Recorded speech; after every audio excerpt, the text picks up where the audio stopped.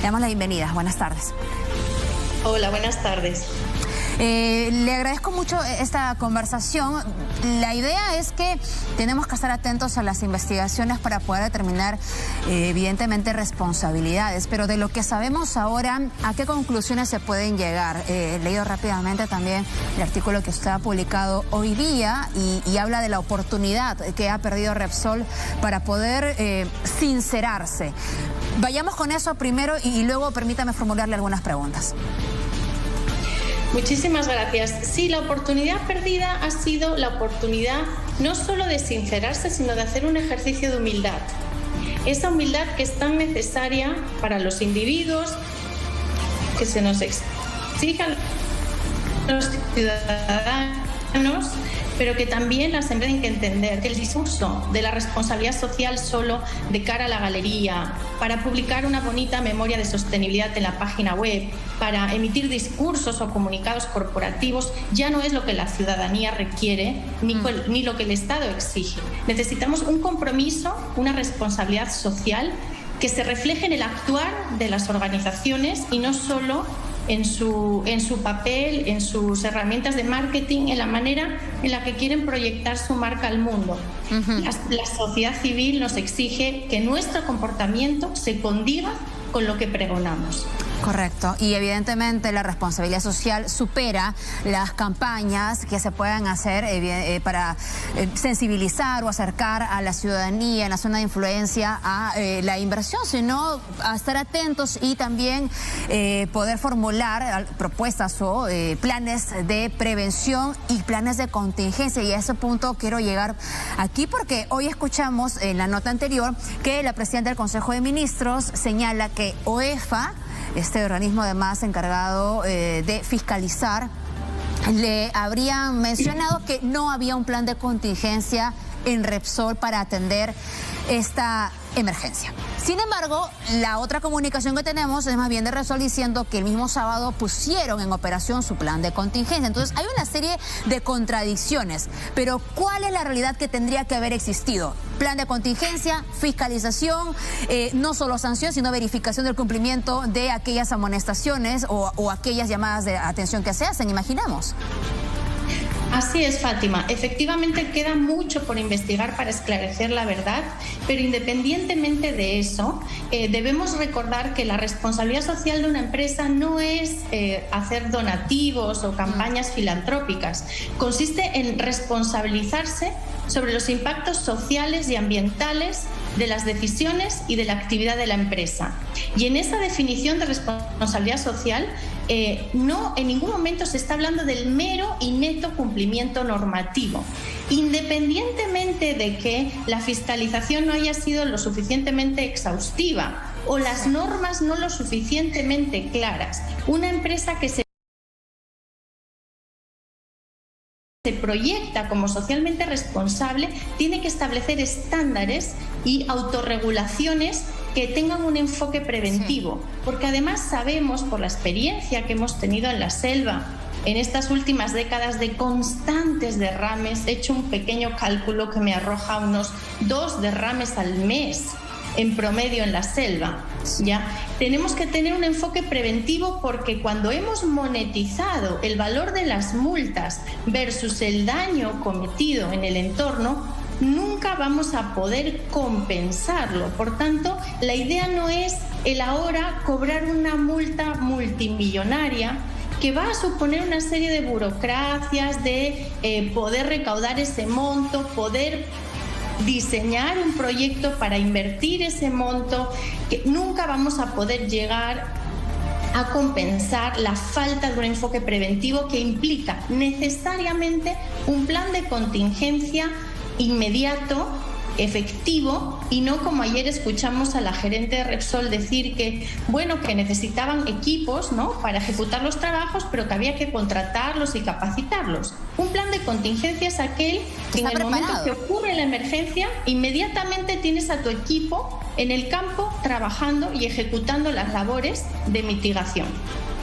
Correcto. Eso es también un punto que uno cuando escuchaba a la jefa de comunicaciones de Repsol se preguntaba. Preparar recién con una emergencia se supone que supone evidentemente personal que está listo para atender por lo urgente de, a ver, estamos siendo un poco redundantes, pero por lo urgente del acontecimiento, ¿no? A poder atender en el primer momento. Por eso es un plan de contingencia, aquello que no piensas que va a suceder, pero para lo que igualmente tú estás listo a fin de poder atender. Esa situación no se habría dado. Hay un punto y espero que usted nos pueda dar luces sobre un asunto más bien científico-tecnológico, porque se dice que en la noche no se pudo ver la magnitud del derrame. Porque era de noche, vamos a decirlo en términos simples, pero suponemos que una empresa tan grande, que además está realizando actividades tan importantes y de esta envergadura, ¿tendría equipos para poder revisar, medir si el derrame supera los pequeños metros cuadrados que en un primer momento se había alertado? ¿Esto es así? ¿Existe maquinaria que pueda permitir, pues, evaluar hasta dónde alcanza esa misma noche el derrame de petróleo? Bueno, sin duda Repsol es una empresa, y yo como española la conozco bastante bien, es una empresa bandera, es una empresa que ha ejecutado proyectos emblemáticos, que tiene toda la capacidad tecnológica y de expertise humano para poder establecer medidas de detección temprana. La tecnología es un tema de calificación humana y de inversión económica en tecnología. Repsol no dudo que tiene la más absoluta de las capacidades de desarrollar un proyecto como el de la refinería en las mejores condiciones preventivas. Será la investigación la que denote probablemente que ha habido falencias probablemente en la capacidad del personal o el nivel de inversión que ha hecho en el Perú en esas medidas preventivas, pero que hoy día las soluciones tecnológicas e ingenieriles nos dan la capacidad de una detección temprana y ágil. Sin duda, en el mercado existen, es un tema de capacidad humana y de inversión económica. Inversión, ¿no? Y evidentemente siempre prevenir va a salir mucho más barato que remediar ya una afectación, pero sobre ello tenemos, parece, mucho que aprender y qué terrible que incluso una empresa tan grande. Yo le pido que me acompañe a leer algunas líneas importantes de un último comunicado de Repsol, que tras varios días parece mejorar o intentar mejorar el tono de su diálogo, ¿no? Lo que señalan es que lamentan no haber transmitido de manera adecuada todos sus compromisos, señala aquí, y acciones realizadas y asumidas para atender el impacto generado en el derrame de petróleo en Ventanilla. Nos gustaría transmitir especialmente nuestra solidaridad con todas las personas y poblaciones impactadas y expresar un especial sentimiento por los entornos naturales y especies marinas afectadas. Como es sabido, el derrame de petróleo, y escuchemos esta parte nuevamente, le pido, señora Manso, que dice aquí, como es sabido, el derrame de petróleo fue ocasionado por un fenómeno marítimo imprevisible para la compañía provocado por la erupción volcánica en Tonga. Durante todo el tiempo que se prolongue la actual situación, la compañía contará con el asesoramiento de expertos técnicos en la materia y aportará todos los recursos necesarios.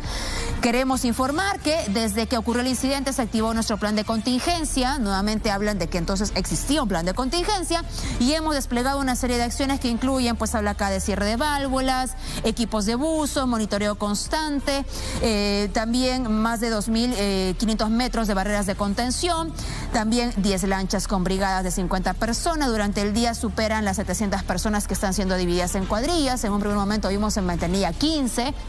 Esto fue el día lunes.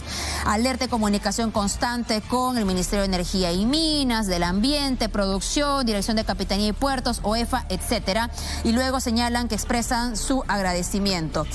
Ahora, ese es el comunicado de Repsol. De hecho, nosotros hemos mencionado a la empresa con el afán de que ellos se hagan presentes, porque cuando esto se supo el domingo había como que un silencio, en principio. El día lunes estaba el alcalde, autoridades locales manifestándose y nosotros nuevamente decíamos, oigan, Repsol, ¿dónde están? Porque entramos a la web, buscamos, no había ningún pronunciamiento, pero además no había ninguna voz que pudiera comunicar la atención que tenían que darle a esta emergencia. Por lo tanto, evidentemente, evidentemente esto ha hecho quedar muy mal también por la forma en la que se comunica. Pero además, ayer nada más hubo una entrevista que dejó mucho que desear. Parece que por eso han hecho este comunicado un poco más sensible o cercano. Pero no hay más un rostro que pueda continuar dialogando para poder expresar qué están haciendo, qué no se hizo, qué se dejó de hacer y qué se hará, porque evidentemente hay una ciudadanía que espera respuestas de una empresa que está trabajando en nuestro país. En este comunicado, perdóneme que me haya extendido tanto, se repite digamos, solamente deslindar cualquier responsabilidad por efecto de un fenómeno natural. Lo has expuesto perfectamente. Dentro de un plan de contingencia hay una componente fundamental que aquí se ha olvidado. También debe de haber un plan de contingencia comunicacional. Es decir, también el saber transmitir cómo este plan se está ejecutando.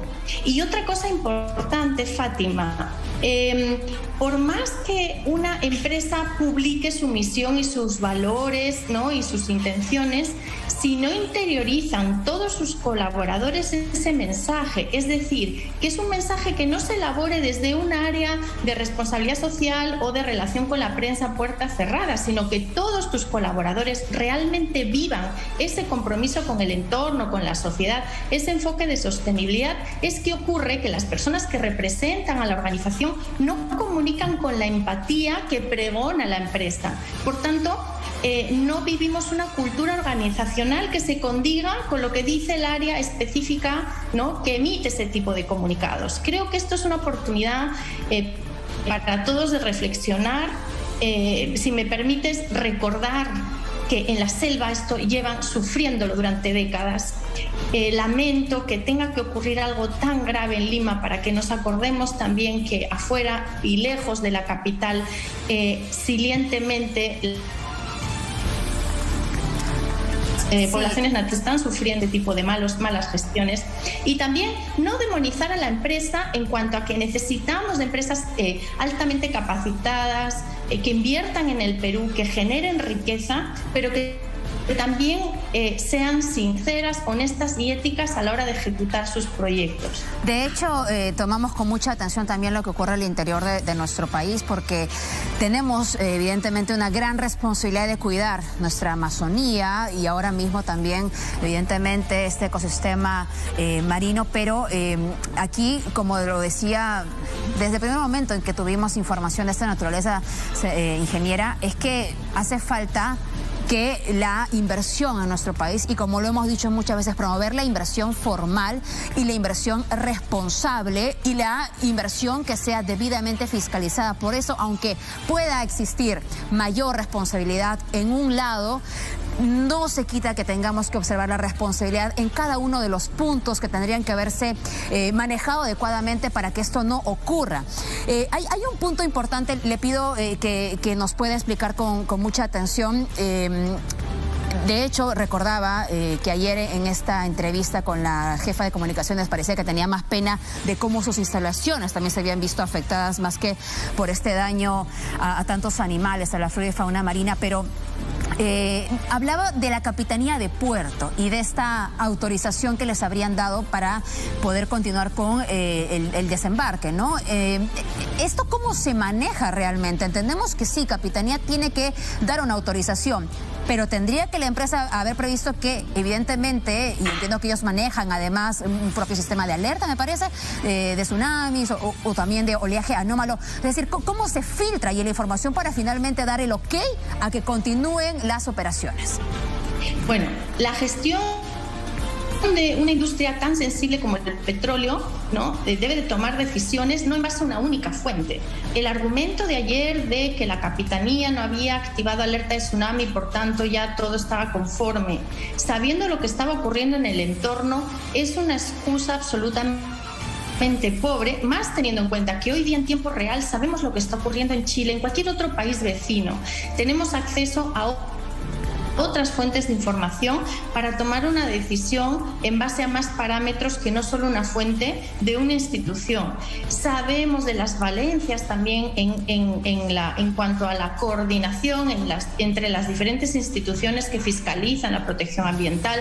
Sabemos que no es perfecto a veces la manera en que los sistemas de alerta públicos detectan las posibles emergencias, y Repsol tenía la capacidad de poder tomar también una decisión más preventiva, más conservadora, que simplemente no hay alerta de tsunami, continúa la operación. Realmente creo que ha habido probablemente una cadena de valencias, quizás ahondada por el hecho de que haya sido fin de semana, donde parece que no tienen el personal y la capacidad suficiente de administrar una situación como esta. La información estaba ahí fuera. Ingeniera, igualmente, ¿no? Este tipo de operaciones son turnos, no es que estamos hablando de un trabajo, digamos, común en el que se trabaja de 8 de la mañana a 5 de la tarde, quizás no. Hay turnos donde está el personal especializado.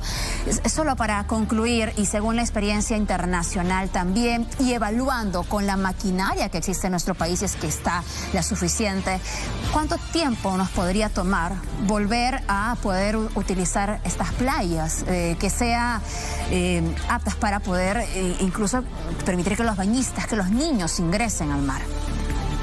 Ahora depende absolutamente de la estimación del plan que se está diseñando para remediar, de cuántos recursos humanos y materiales se pongan y la capacidad de ejecución de ese plan. El tiempo corre en nuestra contra. Cuanto más rápido actuemos y con más recursos en paralelo, más fácil es que esto no se extienda. No le puedo dar un horizonte temporal, pero sin duda las consecuencias de esta situación las vamos a ver durante años. Qué triste, de verdad. Muchas gracias, ingeniera Natalia Manso, por esta comunicación. Muchas gracias. Gracias a usted.